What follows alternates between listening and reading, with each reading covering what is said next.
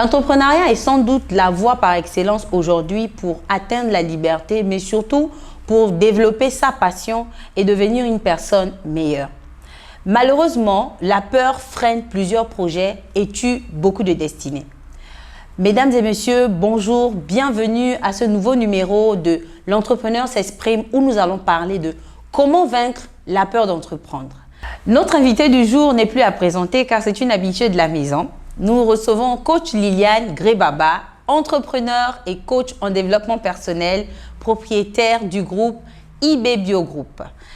Coach, bonsoir. Bonsoir. Comment tu vas? Non, je vais très bien, merci. Ça fait longtemps? Oui, ça fait un tout petit peu. Ouais, ça fait un tout petit peu. Ouais, ça fait plaisir de te revoir. Oui, merci, ça fait beaucoup plaisir également de te voir. Ça fait plaisir d'être connecté avec les téléspectateurs et toutes les personnes qui nous suivent. D'accord. Aujourd'hui, nous allons parler d'une thématique assez importante parce que cela freine nombreuses personnes et elle est parfois même à l'origine de certains projets qui meurent sans voir le jour. J'aimerais savoir, selon toi, quelle est l'origine de la peur? Pourquoi les gens ont peur d'entreprendre? Alors, sans trop cogiter, je vais tout simplement dire, c'est la peur de l'inconnu en fait. C'est la peur de l'inconnu et en même temps, ça va être attaché à notre environnement, à notre vécu, à notre histoire, voilà, à des choses par lesquelles nous sommes passés, parfois des difficultés qui nous ont fait croire à un moment donné que l'entrepreneuriat n'est peut-être pas fait pour nous et que l'entrepreneuriat est réservé à une certaine catégorie de personnes. Et là, l'environnement, il est pour beaucoup, parce qu'une personne qui va naître et grandir dans un environnement où où l'entrepreneuriat n'est pas vraiment la chose la plus partagée, va avoir du mal à accorder de l'importance à l'entrepreneuriat. Il va être plutôt dans le système classique que tout le monde connaît. Ok, je fais les études, j'ai des bonnes notes, j'écris les lettres de demande d'emploi, les lettres de motivation, et puis je dépose dans des entreprises pour décrocher un emploi. D'accord, il va être porté par l'emploi, il va être porté par la possibilité d'être employé quelque part, ce qui n'est pas forcément négligeable. On ne va pas dire que les employés, ce pas des personnes qui gagnent très bien leur vie et qui peuvent être épanouies, non. Sauf qu'il y a des personnes qui sont vraiment portées par l'entrepreneuriat, qui ressentent le besoin de créer des choses, qui sont très créatifs, qui ressentent le besoin de développer des activités, mais le simple fait de n'avoir pas eu un exemple, ou alors le simple fait d'avoir une mauvaise histoire ou une mauvaise connotation de l'entrepreneuriat n'arrive pas à se déployer tout simplement parce que reste fermé dans la peur. La peur, oui, ça peut bloquer beaucoup de personnes. Donc, si je comprends bien, ça veut dire qu'il y a une certaine méconnaissance de l'entrepreneuriat. Il y a une idée erronée, de l'entrepreneuriat que beaucoup de personnes essaient de nourrir dans leur tête. Parce que quand vous parlez de l'environnement, du fait de ne pas avoir eu de modèle, est-ce qu'il n'y a pas aussi la méconnaissance de la chose? Eh bien, bien évidemment, quand je dis ne pas avoir de modèle ou alors rester dans un environnement où beaucoup de personnes n'arrivent pas à avoir ne se déploient pas beaucoup ou alors n'arrivent pas à une certaine portée dans l'entrepreneuriat, ça peut bloquer beaucoup de personnes. Et le fait que la méconnaissance justement de l'entrepreneuriat, du jeu de l'entrepreneuriat peut vraiment amener justement des personnes à ne pas arriver à un niveau, un certain palier et bien évidemment décourager ceux qui les regardent. Je prends un exemple. Si toi, par exemple, tu grandis dans un environnement où tu as vu peut-être ton frère, ton oncle, avec une certaine méconnaissance de l'entrepreneuriat, se lance dans le développement d'une activité et qui malheureusement ne fait pas long feu, au bout de 6 mois, de 1 an, n'arrive nulle part. Et tu vois aussi une cousine qui fait la même chose, qui, avec une certaine méconnaissance, n'arrive pas à un certain niveau. Et puis, tu vois plusieurs exemples autour de toi comme ça, qui n'ont pas pris le temps de comprendre même la quintessence même de l'entrepreneuriat et qui se sont lancés pour des mauvaises raisons, comme par exemple, je vais être patron, je vais gagner beaucoup d'argent, je vais être indépendante, voilà, pour des raisons qui en réalité, oui, ça vient quand même plus après, mais qui ne font pas réellement le nœud de l'entrepreneuriat. Ces personnes-là vont bien évidemment être une influence négative pour toi. Quand tu vas vouloir te lancer, tu vas te dire, mais à force de compter, tu vas compter 1, 2, 3, 4, 5 personnes autour de toi qui, bien évidemment, ont essayé et n'ont rien réalisé. Et tu vas te dire, non, finalement, c'est pas fait pour moi, finalement. Donc, cet environnement-là peut bien évidemment influencer sur ta volonté à toi de pouvoir te lancer, de pouvoir te réaliser. Donc, est-ce que là, on peut dire que l'entrepreneuriat est une vocation?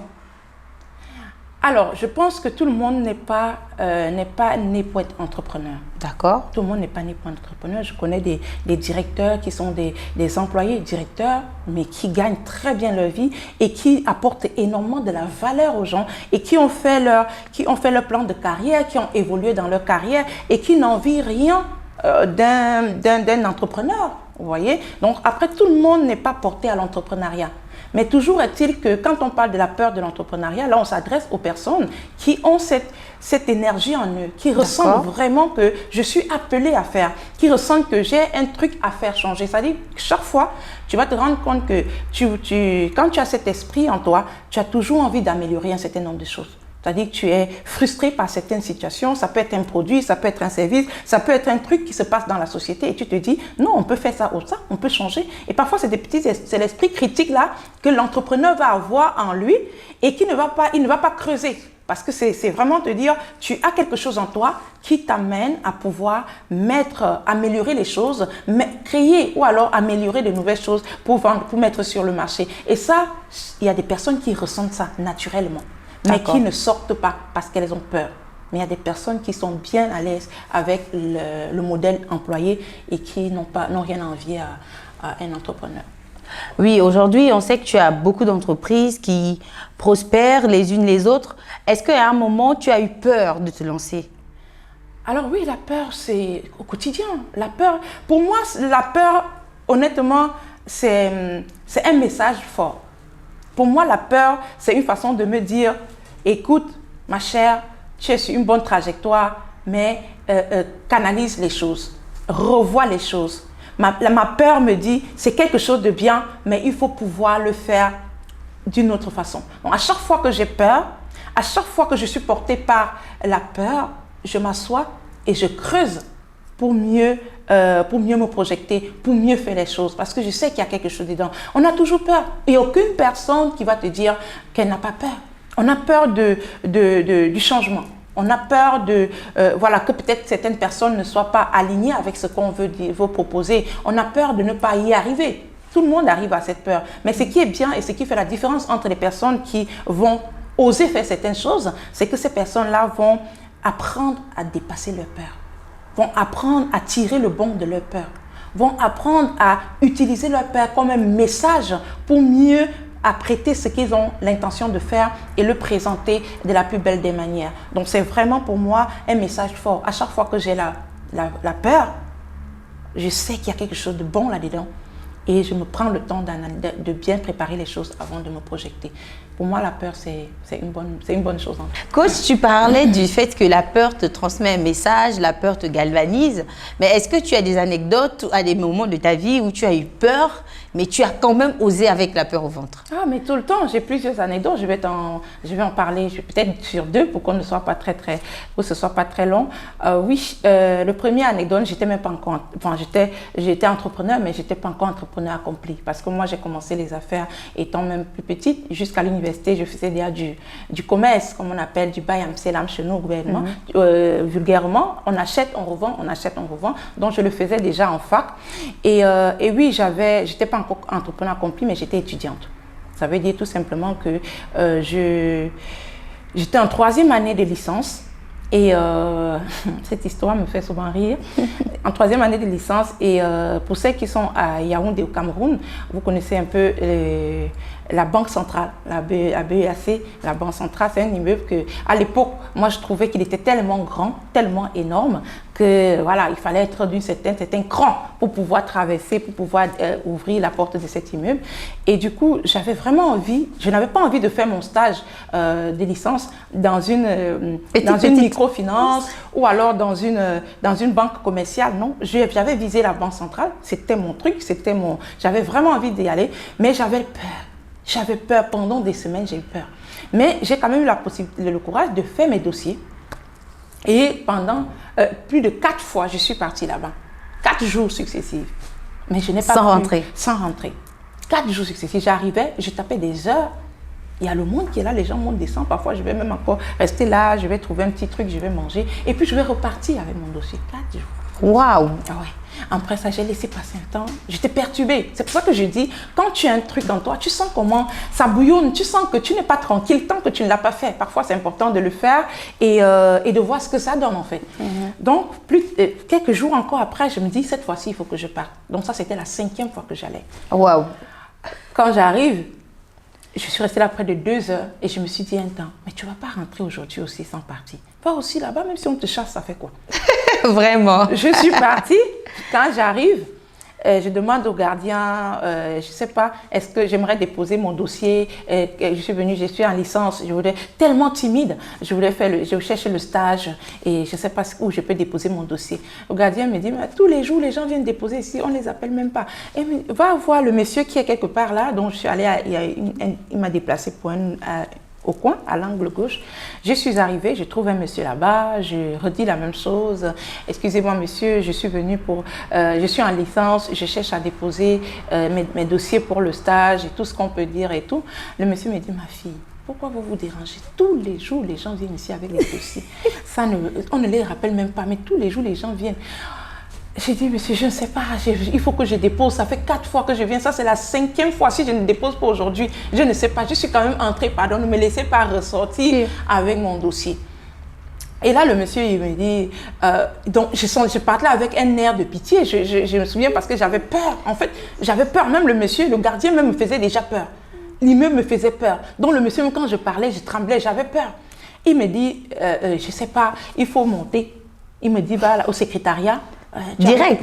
Mais je sais pas. Mais il m'a dit vraiment, ma fille, comme je te vois trembler, je te vois dans tes états là, je préfère que tu ailles. Monte aussi, tu déposes ça au secrétariat là-bas. Si on accepte, on accepte. Ça va pas être moi qui vais refuser ton dossier. Puis, je vois comment tu trembles. Je veux pas être celui-là que tu vas garder à l'esprit que j'ai bloqué ton dossier. Donc, monte et tu pars au secrétariat. Mais je t'assure, comme quoi la peur peut aider beaucoup. Hein. Bien sûr. J'arrive donc au secrétariat, je trouve une maman là, que j'affectionne beaucoup aujourd'hui. Et la maman, elle est tellement surprise de me voir débarquer au secrétariat. Elle me dit, ma fille, tu es venue chercher quoi ici? Je dis, maman, je suis en licence, je cherche à faire le stage ici à la BAC. Depuis là, je cherche. Elle me dit, ma fille, est-ce que tu sais, est-ce que c'est ici qu'on fait? Il y a la guérite en bas, soit tu déposes la guérite, soit tu vois le monsieur qui est juste à l'entrée là, il va t'expliquer, il peut recevoir ton dossier et tout. Et j'ai dit, maman, je suis passée là-bas, il n'y avait personne. Parce que le monsieur m'a dit, si tu dis, tu m'as vu ici là, elle va te dire de venir me remettre le dossier. Donc, j'ai dit, je suis passée là-bas, il n'y avait personne, je suis montée direct.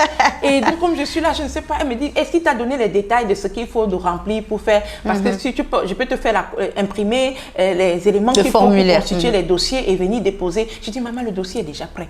J'ai tout. Et là, elle me dit, elle me regarde genre, mais l'enfant, si c'est quoi ton problème?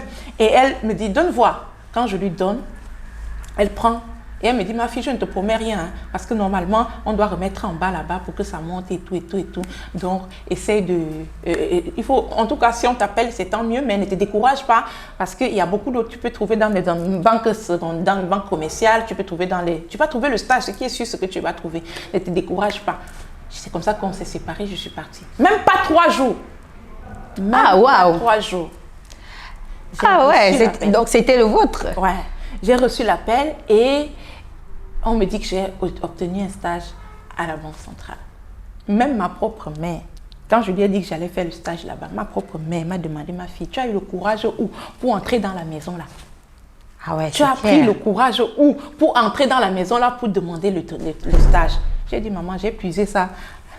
En moi, c'est venu comme ça et puis j'ai déposé, donc je vais faire le stage là-bas. C'est pour dire, il y a parfois, on peut avoir tellement peur, alors que derrière la peur, il y a quelque chose d'extraordinaire.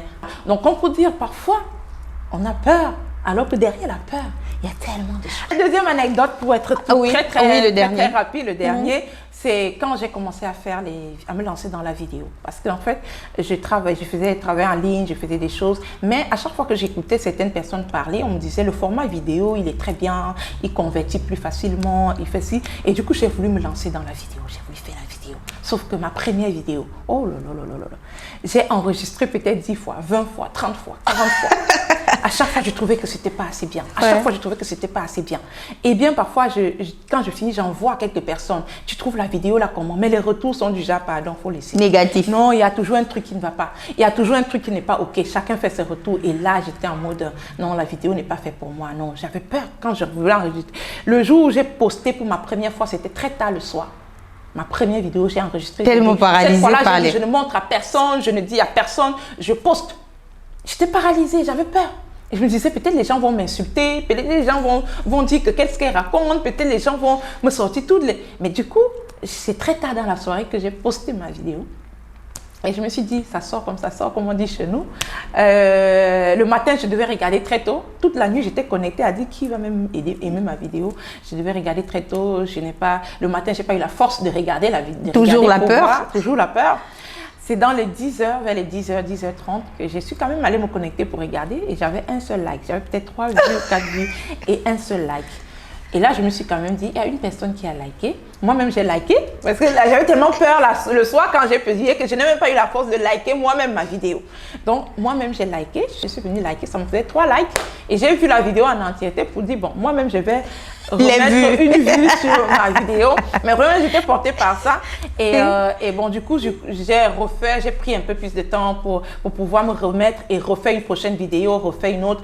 Et c'est comme ça que finalement, jusqu'à la 3e, 4e vidéo, j'ai commencé à voir qu'il n'y avait pas beaucoup de likes, mais il y avait des vues. Des vues, voilà. Exact. Il n'y avait pas beaucoup de likes, il y avait des vues. Et au fur et à mesure, je recevais des gens dans mon centre qui me parlaient de ce que j'ai dit dans la vidéo, sans toutefois, alors que je n'avais pas forcément tous les likes, beaucoup de likes, mais qui revenaient sur des petits trucs que j'ai redits dans ma vidéo. Je me dis, bah tiens, les gens écoutent. Il y a eu l'impact. Oui, même si c'est une personne qui écoute, tranquille. Et puis, je me suis dit, maintenant, quand je fais ma vidéo, je suis connectée à dire, si le message passe dans la tête d'une seule personne, j'ai réussi mon truc. De toute façon, on a dit, c'est le meilleur moyen de convertir. Et si je veux vraiment exploser, vraiment atteindre un certain niveau dans le business, je dois apprendre à le faire, je dois apprendre à dépasser ça. Et je suis allée. Aujourd'hui, mon meilleur format de communication, c'est la vidéo. Ah, vous êtes de plus en plus à l'aise alors. Oui, c'est la vidéo. Nous avons des gens qui nous regardent, qui ont certainement peur en ce moment, qui ne savent pas comment oser. Quelles sont les clés que tu peux nous donner comme ça pour vaincre cette peur et d'oser l'action? Alors, je vais répondre comme j'ai répondu récemment lors d'une séance de travail avec des jeunes entrepreneurs, des personnes qui voulaient se lancer et qui étaient justement animées par la peur.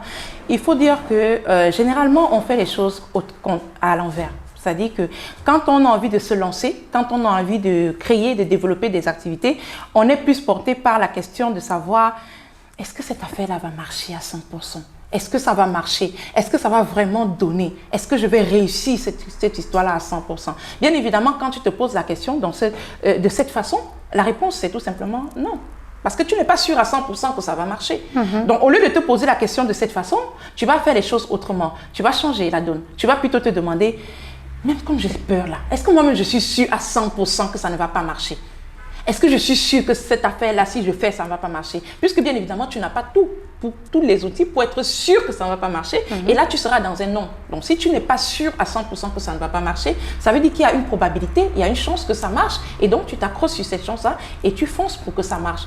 Tu n'es pas sûr que ça ne va pas marcher, eh bien, vas-y, fais-le. Parce que cette marge de possibilité qui peut rendre la chose réelle peut se réaliser pour toi. D'accord. Voilà. Et la deuxième? Et la deuxième chose, c'est de se lancer, d'oser. Franchement, en réalité, il y a un adage qui se dit populairement, c'est en forgeant qu'on devient forgeron. Tu comprends? C'est en forgeant qu'on devient forgeron. Tu ne peux pas améliorer quelque chose que tu n'as pas initié. C'est-à-dire que pour que tu puisses... L'entrepreneuriat, c'est vraiment une échelle d'amélioration au quotidien. À chaque fois, tu corriges tes erreurs, tu avances, tu corriges tes erreurs, tu avances, tu as des ouvertures, tu canalises, tu avances. Mais il faut quand même quelque chose à la base. Il faut quelque chose qui est peut-être très imparfait même à la base, mais qui au final, en force de retoucher tel détail, on l'améliore pour arriver à un certain niveau. Donc, il faut que tu oses avoir ce petit truc à la base. Il faut que tu oses le faire, il faut que tu oses faire le pas. Là, je prends peut-être le cas simple peut-être d'un photographe. Une personne qui est passionnée par la photographie, qui est portée par la photographie, mais qui a peur de se lancer, qui a peur de le faire. Tu vois, il y a beaucoup, tous les photographes qui peut-être vont se retrouver ici vont comprendre qu'au début, tout le monde se dit, est-ce que je vais bien canaliser? Est-ce que je vais réussir à faire de belles photos? Est-ce que je vais réussir à faire? Mais c'est à force de le faire. Quand tu vas commencer à prendre tes premières photos, tu vas te dire, ah non, la lumière, c'est pas trop ça. Oh non, c'est pas bon, l'éclairage, non. Il faut que je cherche à faire un peu comme ça, comme si. Et après, tu vas faire une deuxième photo et puis tu vas te dire, là, c'est bon, le bas, là, c'est super. Mais là, et c'est comme ça que tu vas améliorer. Et à un moment donné, tu vas filmer même sans avoir besoin de... C'est-à-dire tu peux même régler ton appareil vraiment sans avoir besoin de prendre 2 heures, 3 heures. C'est-à-dire, tu sais que dès que je vois ça, je fais ça. Parce que à force de le faire, tu as développé des aptitudes mécaniques qui te permettent de faire les choses de façon rapide. Mais une personne qui te regarde à distance, qui est peut-être porté par la photographie et qui te voit filmer, faire des jolies photos, les images, c'est joli, il va se dire, non, ça là, ça c'est pour les grands. Ça doit être dur. Ça c'est trop compliqué. Ça c'est pour les grands. Il faut vraiment être à un niveau pour arriver à faire ce genre d'image. Or, s'il te raconte son début, s'il te raconte par quoi il a commencé, s'il te montre sa première photo qu'il a shootée, tu vas te dire, non, moi je suis même déjà à un certain niveau, à ce niveau. Donc, vous voyez, c'est vraiment de se dire, il faut commencer. Tant que tu n'as pas commencé, tu ne peux pas savoir si tu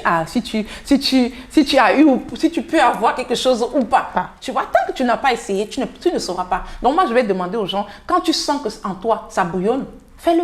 Parce que ce que tu vas regretter demain, ce n'est pas d'avoir fait, c'est de n'avoir pas fait. Parce qu'en fait, quand tu as fait, tu réalises que j'ai fait, ça a donné, ça n'a pas donné. Tu apprends quelque chose, tu améliores, tu orientes peut-être ailleurs, dans une autre ouverture.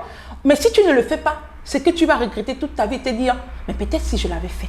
Peut-être je serais aujourd'hui tel. Peut-être si je l'avais fait. Peut-être j'aurais aujourd'hui tel. Peut-être si je l'avais fait. Tu vois, pour moi, aujourd'hui, je me dis, quand tu ressens l'idée de faire quelque chose, fais-le. Et au moins, tu aurais fait et tu aurais vu ce que ça a donné. Au lieu de passer toute ta vie à regretter, à te remémorer que peut-être, au moins tu sais que ça a donné ça. J'ai réorienté comme ça et ça a donné ci, ça a donné ça. Vraiment, foncez.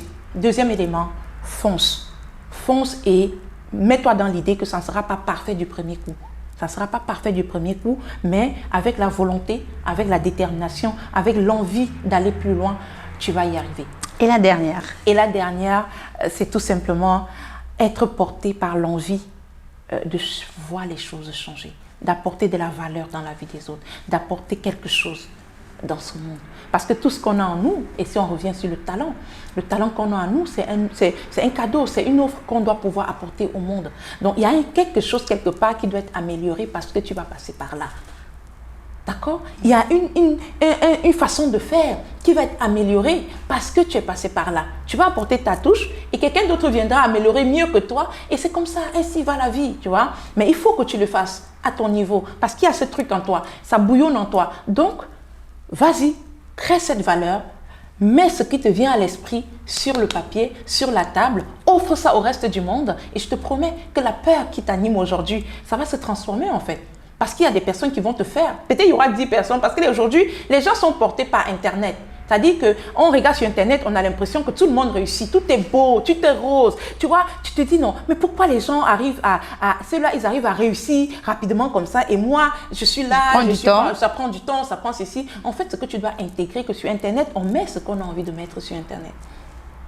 D'accord? Il y a des gens qui vont avoir de belles photos sur Internet. Elles ont pris le temps de sélectionner ces belles photos-là pour être dans leur 31 et poster sur Internet. Mais toi, tu es en mode non, tu es frustré, tu as peur. Non, mais ma photo ne sera jamais comme pour elle. Oh, je ne serai jamais aussi éloquente comme elle. Je ne serai jamais ceci comme elle. Parce qu'aujourd'hui, avec Internet, il y a ce mauvais décor, ce revers de la médaille qui font que beaucoup de personnes pensent que les gens sont déjà tellement loin qu'eux-mêmes commencer ici, là, ils n'arriveront jamais. Jamais.